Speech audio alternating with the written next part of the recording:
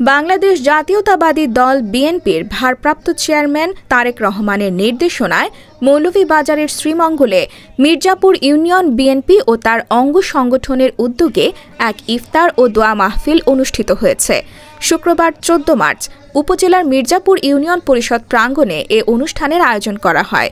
উপজেলা বিএনপির সহযোগিতায় অনুষ্ঠিত এ মাহফিলে আলোচনা সভা, দোয়া ও ইফতার মাহফিল অনুষ্ঠিত হয়। ইফতার ও দোয়া মাহফিলে উপজেলা বিএনপির আহ্বায়ক কমিটির সদস্য মোসাদ্দেক আলীর সভাপতিত্বে এবং ইউনিয়ন বিএনপির নেতা নীলুর সঞ্চালনায় প্রধান অতিথি হিসেবে বিএনপি কেন্দ্রীয় নির্বাহী কমিটির সদস্য ও জেলা বিএনপির আহ্বায়ক কমিটির সদস্য আলহাজ মুজিবুর রহমান চৌধুরী হাজী মুজিব।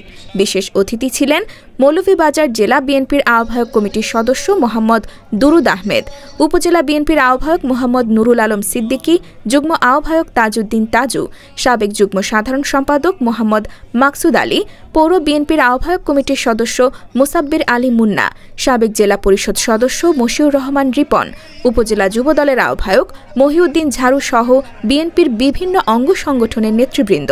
এ সময় বক্তারা বলেন, বিএনপি সবসময় ধর্মীয় ও সামাজিক সম্প্রীতি রক্ষায় গুরুত্বপূর্ণ ভূমিকা পালন করে এসেছে।